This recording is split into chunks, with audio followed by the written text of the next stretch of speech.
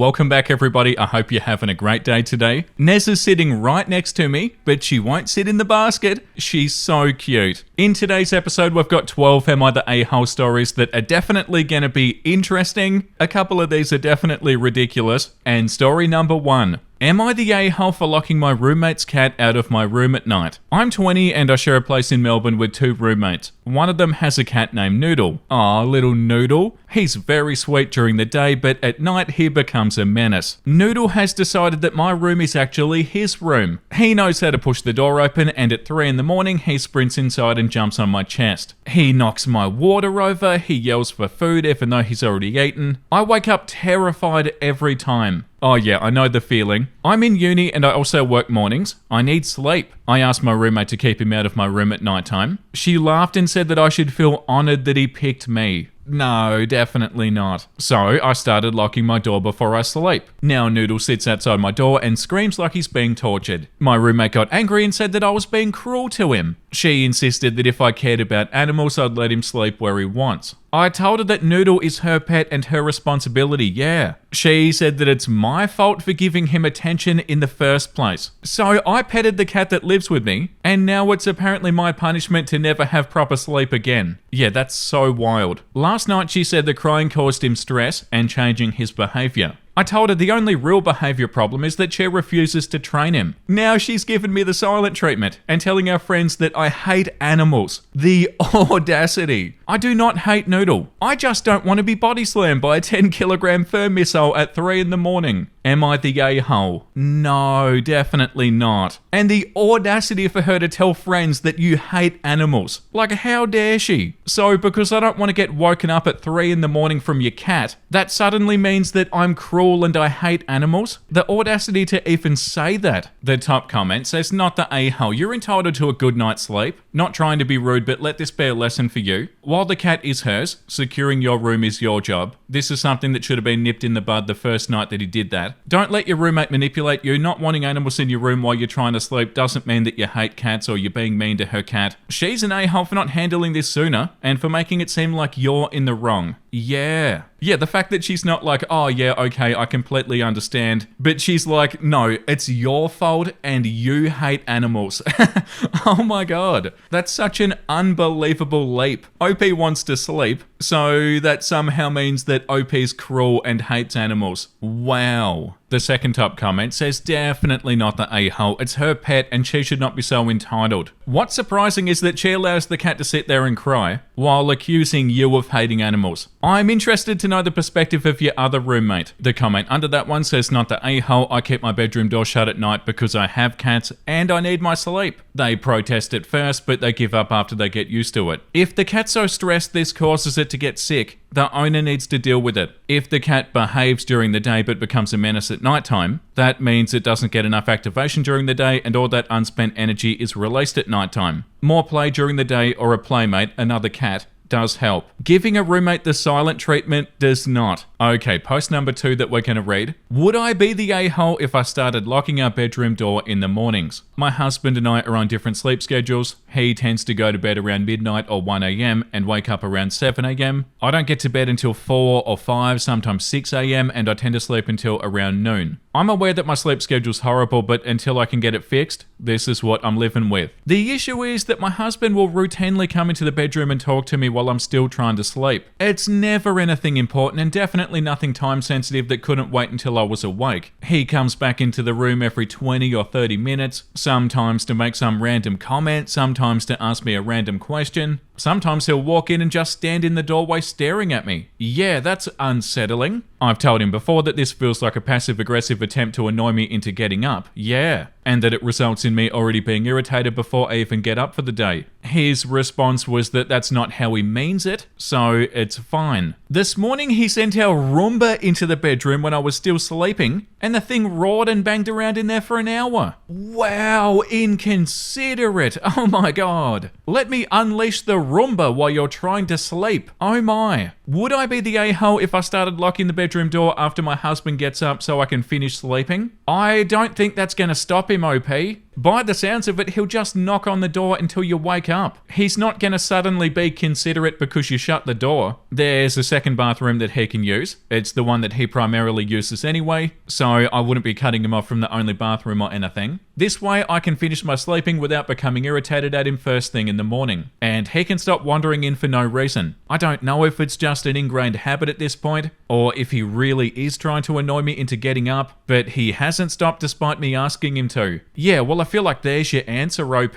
And also the fact that he released the Roomba into your room. He definitely wants you to get up. He's definitely doing it on purpose. Edit, since so many people keep on asking me why my sleep schedule is so messed up, I'll put it here. I'm disabled and I have chronic pain. If I go and lie down before I'm actually tired, I just end up lying there in pain. It's resulted in my sleep schedule getting pushed back later and later. It's not ideal, but it's also not something that I can just fix. I do not work. My husband is technically still employed, but is transitioning out and burning through his time off before he gets out. So he only goes into the office once every other week. Edit number 2, many people are pointing out that maybe my husband's lonely, and that's a lot of hours that we could be spending together and stuff. We're together all day, nearly every day. He only goes into work once every 2 weeks. And even that, it's only for 3 to 4 hours at a time. We spend the rest of the time less than 10 feet away from each other. We have plenty of time together. The few hours in the morning when I'm still asleep is the most time that we spend apart. Yeah, like the top comment says, you could lock the door, but it's not going to help, because he'll just knock on the door to get you to answer him. The problem's the lack of respect that he has for you. Yeah, 100%. It's not going to stop. It'll be the exact same thing, except the door will be shut. He'll still find a way to wake OP up. This comment says, does your husband resent your sleep schedule? It sounds to me like he's passive-aggressively telling you that he wants you to be getting up earlier than you are. No judgment here, I'm a night owl too. And OP responded, he says that he's not doing it to be passive-aggressive and he doesn't mean to wake me up, but he also hasn't stopped. Yeah. And if he doesn't mean to wake me up, I'm not sure what he thinks he's doing when he walks in and starts talking to me while I'm asleep. Yeah, I feel like he just says that he doesn't mean to wake OP up to sound better and to make it out like he's not doing it on purpose. But he's definitely doing it on purpose. The part about the Roomba really solidifies that, I feel like, because I'm pretty sure everybody knows that if you put a vacuum on while somebody's sleeping in the same bloody room, that it's gonna definitely wake them up. This comment says he's the a-hole on the basis of using the vacuum at 7 AM alone. And if he doesn't mean to wake you up, then why does he? He's totally being passive-aggressive, not the a-hole. And the response says his words are meaningless. It's the actions that are speaking loudly, not the a-hole. Yeah, 100%. He can say that he doesn't mean to do it or that he wants, or that he doesn't want to wake up OP or that he wants, but his actions aren't backing that up. So yeah, his words are kind of meaningless because he is still waking OP up. Like, yeah, okay, you don't want to wake me up or you don't mean to wake me up. Well, how about you don't wake me up? Yeah, definitely a not the a-hole consensus. Okay, story number 3. Am I the a-hole for divorcing over my birthday gift? I, 40 female, recently hit this milestone back in August. I had given a year's notice to my husband of 20 years that I wanted a party, trip, or something big for my birthday. We do not have financial issues. 2 weeks before my birthday, we got in a fight and he said that he was going to cancel my birthday trip. Come to find out, he didn't have a trip planned at all. He had only Googled flights. The weekend before my birthday is when we typically celebrate, and I was getting ready for my birthday dinner when I saw him laying on the couch and he asked me where I was going. I then realised that he had no reservations or anything planned. My actual birthday was on Tuesday, and in the morning of, he bought me flowers and coffee and a Groupon. Yes, a Groupon. I was devastated.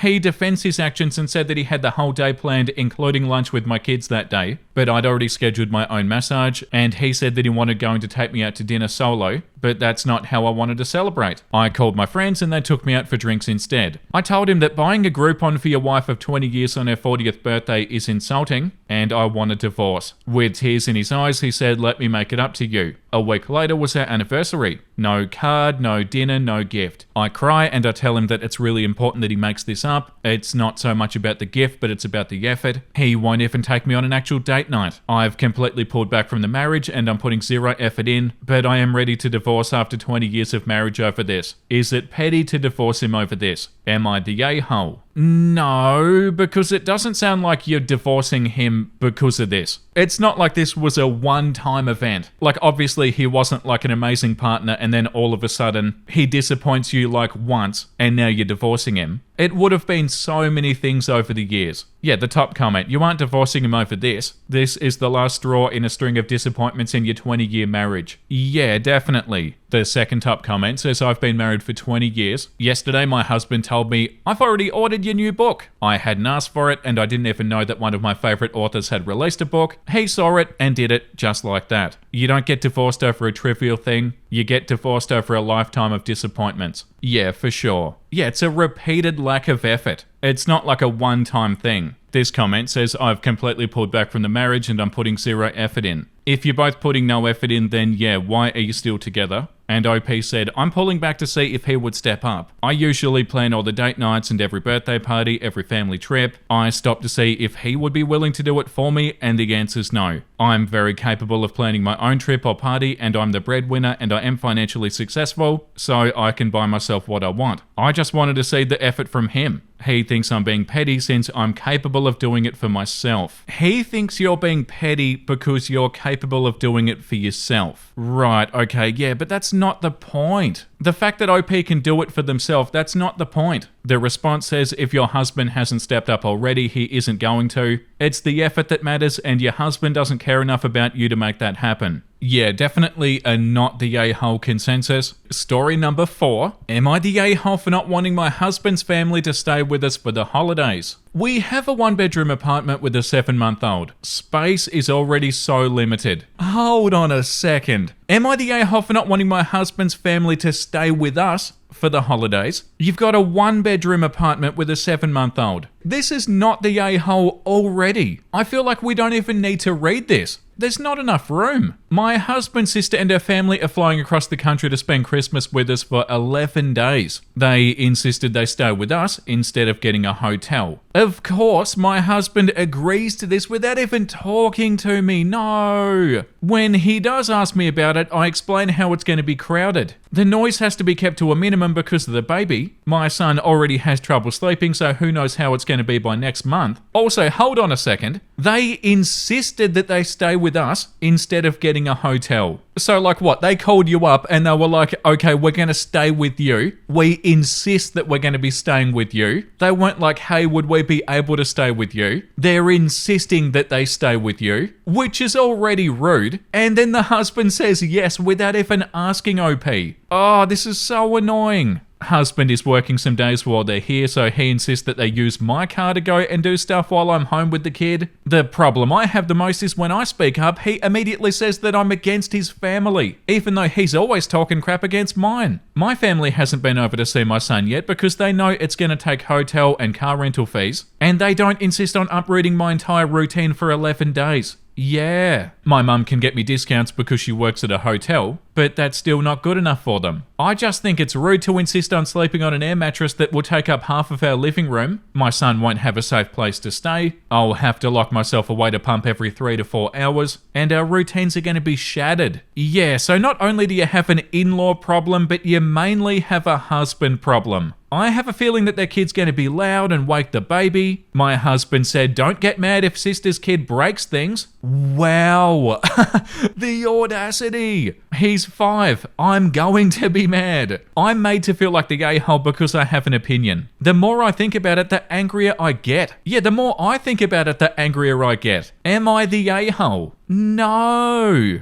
That is the most irritating post I've read in a long time. OP, you've got such a husband problem. The top comment says not the a-hole. Good grief. I would be leaving to visit my own family with the baby for 11 days. He can deal with his sister. Good luck. The second top comment says not the a-hole, but he decides about guests without talking to you first. He offered free use of your stuff without your permission. Yeah, OP's car. He talks crap about your family. He's already making excuses about his nephew's bad behavior. I think you should reconsider the whole marriage at this point. Yeah, the audacity's out of control. And it also said something about him working for a bit of it too. So he's leaving pretty much everything up to OP. So OP's going to be at home dealing with all of this. The comment below that one says, you should be rethinking this marriage. He's got zero consideration for you. Yeah, like zero. None. Absolutely none. Yeah, like this comment says too, sounds like you need to plan on being elsewhere for the holidays. Yeah, this is bad, OP.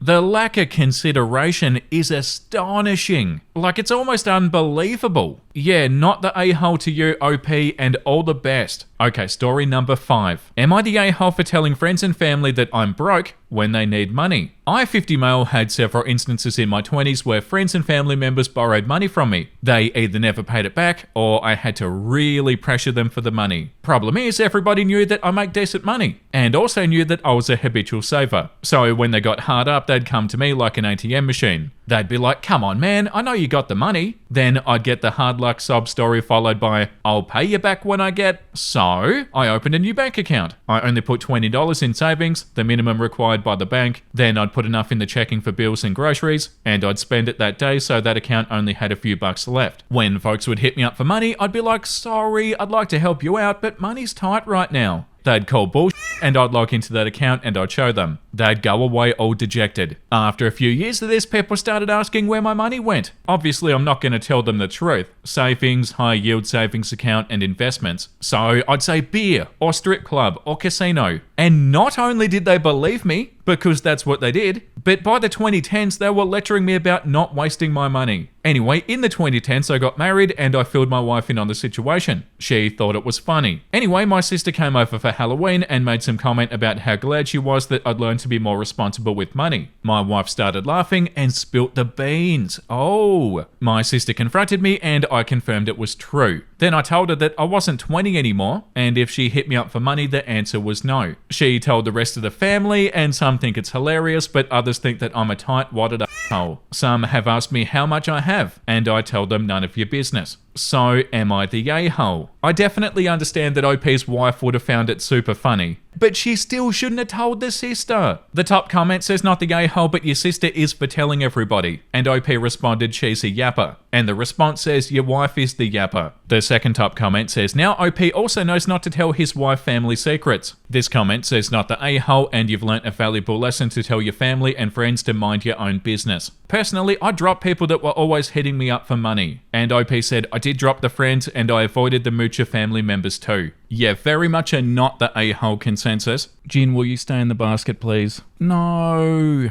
We're all upset. Alright, story number 6 without Jin. Am I the a-hole for getting angry when my boyfriend asked me, what have you been doing all day? When he got home from work because he feels the house isn't clean enough. I, female 30, work full time, but my boyfriend, 33 male, came home from work today and asked, what have you been doing all day? Because the kitchen table had clutter on it. Some of it being his stuff, may I add. I work full-time from home, and he works full-time Monday to Friday. To be fair to him, his days can be much longer than mine. I've been off work this week, but I haven't felt well. Even though I have been unwell, I've done the basics, like laundry and cleaning dishes and hoovering every day. But when he got home from work today, he complained that I'd been off all week and hadn't done anything. This is not the first time that he's gotten on to me about the house not being clean enough, even when I'm at work. I feel that because I pay half of everything to live here, I shouldn't be expected to keep the house spotless even though I work from home. Am I the a-hole? No. The top comment, boyfriend's giving off I want a trad wife vibe for sure. I'd look and see how many more red flags are showing up. Not the a-hole. And the response says, or a bang maid. The second top comment says, the heck did I just read? You're not his mum. You clean up your mess, he cleans up his. If you're home sick, you're sick. If you're home working, you're working. He's not your dad and has no business assigning you extra tasks.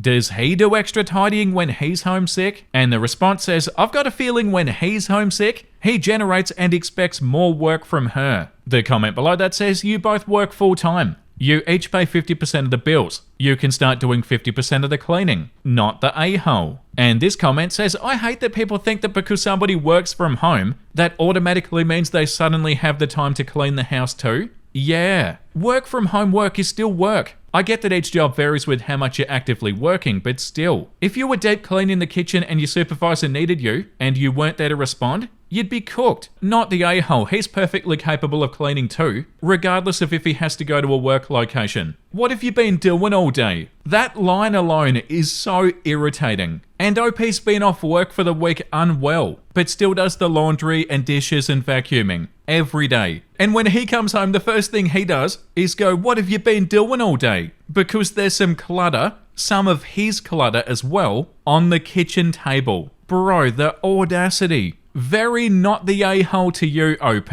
Like, he doesn't walk in and be like, oh, are you feeling better? Is there anything I can do to help? Like, maybe I can clean while you're not feeling well, to help you out because you're not feeling well. No, he does the opposite. Oh, what have you been doing all day? Bro, come on. Yeah, frustrating. Okay, the next one. Am I the a-hole for refusing to bring anything for Thanksgiving? I'm the oldest of my 3 siblings. There's L, 27 female, A, 23 male, and T, 19 female. Okay, L, A, and T. This year, the mother to my children passed away. While we were no longer in a romantic relationship, it was still a hard loss to take, and it left a strain on me and my daughters. Due to this, I was going to skip Thanksgiving altogether because it sounded too stressful to corral 2 toddlers and cook something and keep everybody happy on a 2-hour train ride to my mum's house. We live in a major city and L and T live within walking distance of me, while A and my mum live in another state 2 hours away. After expressing my concerns to L and T, they were both super understanding, and they said that I wouldn't have to worry about bringing anything. They said they'd help with the girls, and Elle said that she'd cook an extra dish to compensate for me, so long as they could use my kitchen since I've got more space. I was happy to accommodate. My mum and A heard about this and they were upset. My mum said that she expected me to show up and also cook a meal. Oh, take a hike. Oh my God. The fact that your mum doesn't understand where you're coming from and your situation here, OP, is unbelievable. My mum said that she expected me to show up and also cook a meal. Get out of here. Oh my God, that's so annoying. The lack of understanding. I responded that I was an adult and that I would not be attending if I was expected to bring something, as it was hard enough to get 2 young children on a train ride. My mother got angry and said that she managed with 4 children as a single mum when we were younger, and we never missed Thanksgiving. I then pointed out that when she did that, we were much older. Minus T, we were all teenagers who helped her with the cooking. This upset her further, and we reached a stalemate. I said that I'd only be showing up if I didn't have to bring something, and I could instead help my sisters out. A later reached out to me and told me that I should suck it up and that I was being a...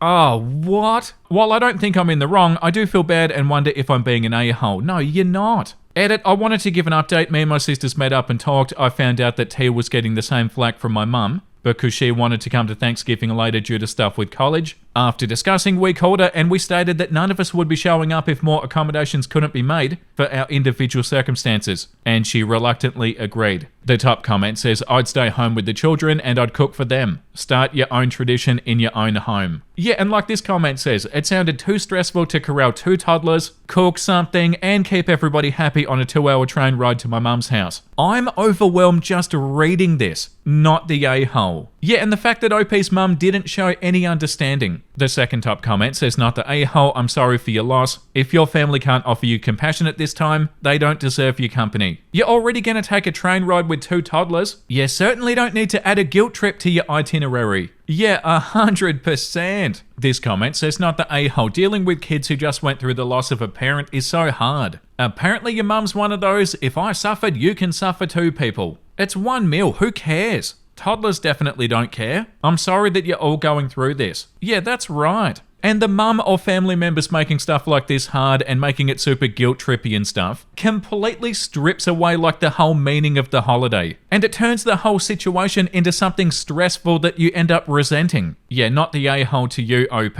Okay, post number 8. Am I overreacting? Is there a logical reason for my girlfriend to say stuff like this? I'm so mad that Mr. Beast is engaged. Like, how the f did he have no girlfriend when I first watched him? Got one. I got lucky enough they broke up. He shortly got another one later, then quickly proposed with a crying face. Your girlfriend is into Mr. Beast? That bit where it says, I got lucky enough they broke up. Like she got lucky because Mr. Beast was single and there was a possibility of your girlfriend getting together with Mr. Beast?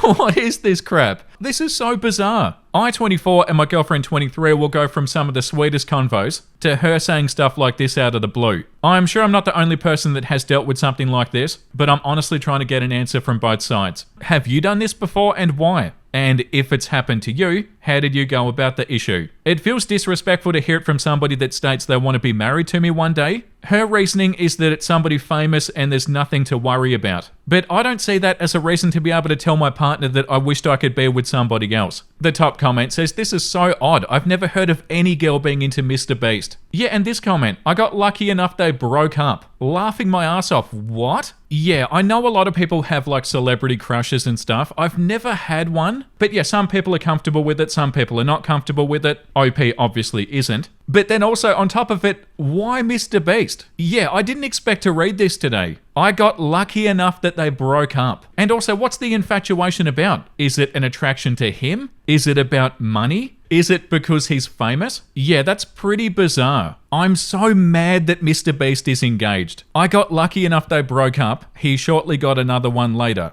then quickly proposed. Very interesting post. Okay, moving on to story number 9. Am I overreacting for getting annoyed that my girlfriend keeps on doing surprise visits to my apartment to check what I'm doing? I, male 28, have been dating my girlfriend, female 26, for about 8 months. We live separately, but we see each other a lot. I like my privacy, and I told her many times that I need space to recharge after work. She said that she understands. The issue is that she started showing up without warning. At first it was cute, like, "I got you coffee," but then it became her unlocking my door with the spare key that I gave her for emergencies. She'll just appear and say, "Surprise, I missed you." Sometimes I'm in boxes eating cereal, watching dumb videos, and suddenly she's in my kitchen asking why I didn't answer my texts. Wow, okay. Last week she came in while I was on a work call and she started hugging me from behind. My manager was on the screen and I nearly dropped my laptop. I asked her to please text before coming and she laughed and said only people who have something to hide need warnings. What? I said, "I just like to know when someone's entering my home." She rolled her eyes and said that I'm making rules like a landlord. Oh my God. The part that really messed with me was when she said if we love each other, we don't need privacy. Oh my.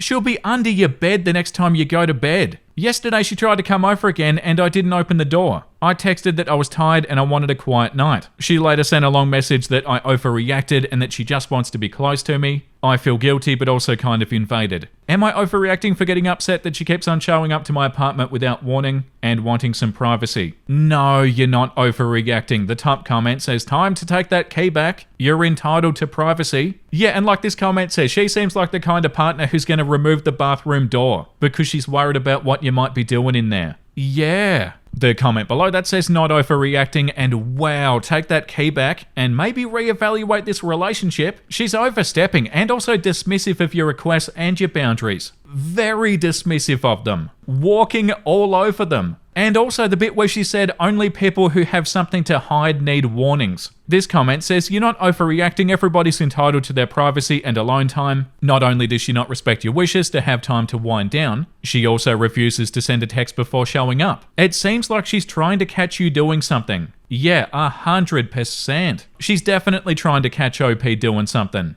Definitely seems like that anyway. Especially from that comment. Only people who have something to hide need warnings. Like, what's OP hiding? Is she worried that she's going to walk into your apartment one day and you're going to be with somebody else in there? Or something like that, like OP's hiding something? Like, oh yeah, I don't have to text before I show up and I don't have to knock before I come in. Almost like she's trying to catch you doing something. Like all the comments are saying, yeah, she's definitely dismissing your boundaries. Like completely dismissing them. But why is she doing that? What's the underlying issue here? But yeah, definitely a not overreacting consensus. She said that if we love each other, we don't need privacy. She laughed and said that only people who have something to hide need warnings. Completely dismissing OP's boundaries. Okay, story number 10. Am I the a-hole for ditching my friend at the airport for doing a stupid prank? I went overseas with 3 friends. We live in the US. One of them was having her partner picking her up when we got back home. I was the ride home for the other friend. We're about an hour away from the airport. He had the bright idea to joke when going through immigration that when the officer asked where we're coming from, he thought it'd be real funny to tell him North Korea. We went to Seoul, South Korea. So we all get pulled back into secondary questioning because of this dumbass. They let me and my other friend out when we showed our passports and our itinerary and credit card activity, showing that we'd been in Seoul the entire time.